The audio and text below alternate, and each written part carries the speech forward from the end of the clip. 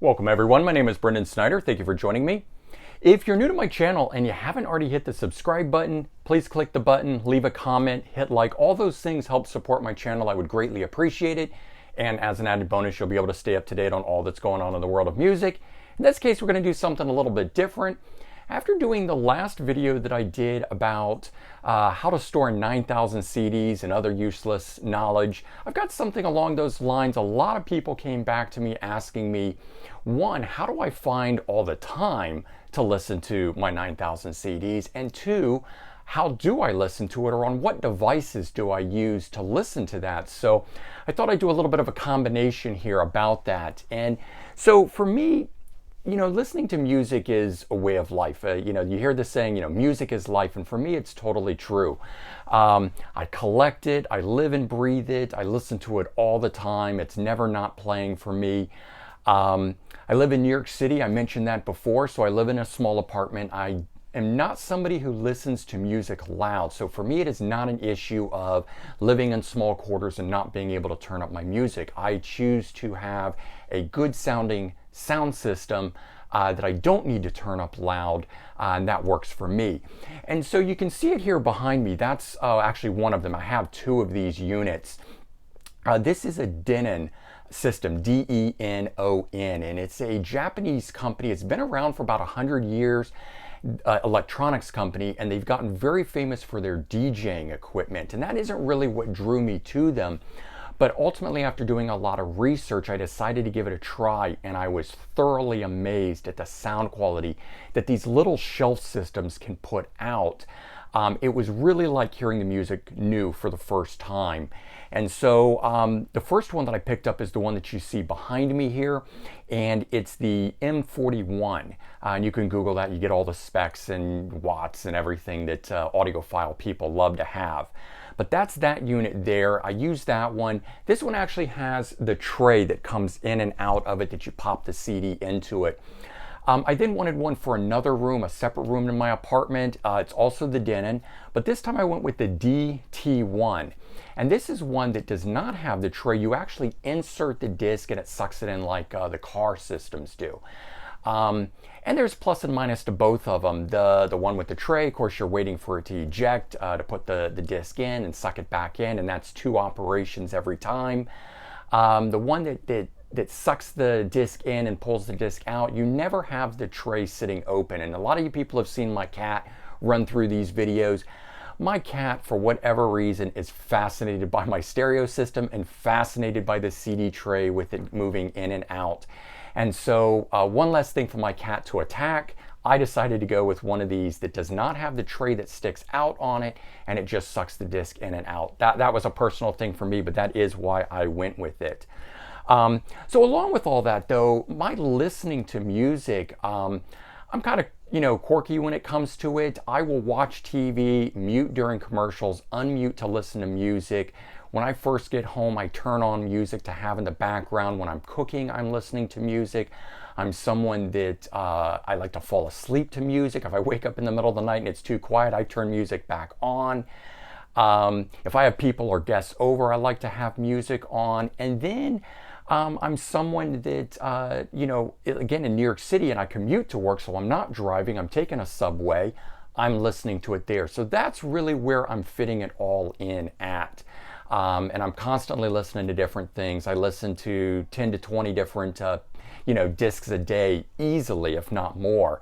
And I'm not saying I finish all of them, but I am popping them in and out and doing things like that. And so, again, some of the other ways I'm listening to things when I'm not doing it on the stereo shelf systems that's like that, if I want to take something as a portable sound system, sometimes I want to take something into the bathroom, the shower, I want to go out hiking, I go to Central Park, I take this guy here. This one here is branded from Bob Marley, and it is called the Marley Chant Mini. And you can see the Marley logo that's there. The speaker is on top like that. It's got cool burlap or a canvas, maybe I guess you'd call it. This one here I can charge up, and I don't use it often, but I mean, this thing can sit for 6 months and it doesn't lose its power. This is just, I barely ever have to charge it. I love it. It's Bluetooth, so it's wireless. So that's another one that I use. I've got other ones then, so it's like the main ones that I use are my Bose over-the-ear noise canceling headphones. These are the Quiet Comfort 2 headphones. They come in a case like this. They fold down so that they're nice and flat, and you pop them out. I tested a lot of different models, and I found that these had the most space around the ears. If you guys have noticed, I kind of have big ears. And when I pop these on, they easily cover over the ear. They're comfortable. I can wear these for several hours without them hurting my ears. And as far as I'm concerned, these Bose Quiet Comfort 2 are the best ones on the market when compared to Beats, to Sony. Google has them out. I mean, there were just a number of different pairs, 4 or 5 that I tested and tried. I have friends that have different models, so I was able to test them there. We all got into it. We would put the same song on, to play, and then move between headphones to try them. This one here did not seem muddy. Things like the Beats often sounded muddy. The Sony headphones had a low hum in the background.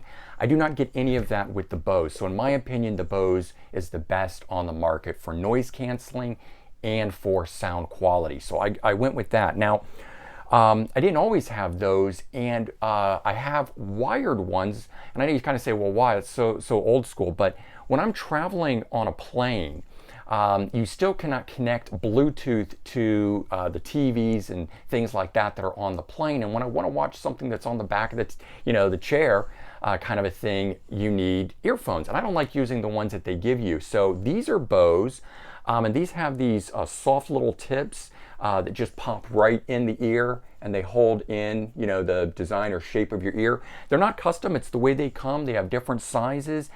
These are simply called Sound Sport. They're on the inexpensive side as far as the overall headphones are concerned. When I first started buying those about 10 years ago, I think they were $150. They then dropped to about like $129, then $99. I actually don't know what they cost now. It's been a number of years since I bought them. I probably won't buy another pair when this goes, but the last time that I was picking up a pair, I think they were about $89. They're probably down 60 or so at this point. So again, you can tell I really like Bose. But those are not noise canceling, so those are just in-ear regular headphones if you need a wired pair, and they come in a cool case like this, so you do get some protection out of it. Now, getting a little fancier in it, I'm an Apple man. I've got the phone and the computer and all that sort of stuff, and you can see I've got the new Series 6 watch here. So I've also got the AirPods regular and the AirPods Pro. And let me explain why that is. So the regular AirPods that look like this, and they just pop in, and I know a lot of people always ask me whether or not they come out, and I can bang my head and do all kinds of things. These things don't budge. They don't. I went into an Apple store and I tested them. But the reason I like these are the AirPods standards are not noise canceling, and I use these for work to make calls. I also have the AirPods Pro, which are noise canceling, but I find it to be very strange on a call, hearing myself talk both outside my mouth and inside my head when I've got noise canceling on. It's a little bit of separation, I guess, or disassociation that I get from that. And so at work, when I want to drown people out, but I can't have the big headphones on at the office. It's just unprofessional. People need to be able to get a hold of you, and it's a little more inconspicuous. I've mentioned also in the past that I'm an architect, so I need to keep a professional appearance. So I use these. These are the AirPod Pros. They're a little different than the others. They're a bit bigger on the back side, and they have this sort of soft tip. And again, these things just pop in, do the same thing as the other one. So it's a little bit of different things like that are happening that as to why I might have this pair of headphones or this pair, why I might want the Bluetooth or the Bose, or when I'm home and I'm listening to the stereo system, that sort of stuff. And in all with all of this sort of stuff, there's different reasons for each one. I'm very particular about how I hear my music, and so whether I'm listening to it closed in, no noise around me, because I would say like on Thursday nights at midnight when new releases come out, and I do stream. I'm not just a CD person. I enjoy streaming with Apple Music so I can download immediately and have it. But I like the physical content, so I still buy the discs. But on Thursday nights, when that's available, I download, I put on my Bose noise canceling headphones to drown everything out so I can just listen to the music clean, clear for the very first time without a single distraction. So again, the earphones are for that too. They're not just the commuting things that are outside the house. And so I have different purposes for each one of these, as well as just enjoyment of listening to things. And so all in all, it's these different ways that I listen to things. If you want more information on it and I maybe didn't provide something or answer a particular question, feel free to reach out to me and ask me.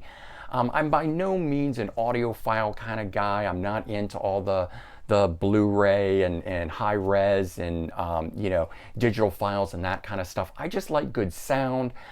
This stuff sounds good to me. It works for me, meets my needs. It's not overly crazy expensive. Just price point, I guess you guys would probably want to know that. A sound system like this runs $400 to $500, depending upon the deal and when you can get it. The AirPods Pro, these are, I believe, $250. The regular AirPods, $150. I believe these were $300 when they came out. I think they're down to $250 now because they've been on the market for a few years. The Marley Chant, I think, was about $50 to $60. And as I said, I believe that these Bose wired headphones, last time I checked, they were $89. They've probably since come down from that. All right, hope you guys enjoyed this. Again, if there's any questions or other things that you want to know, please let me know.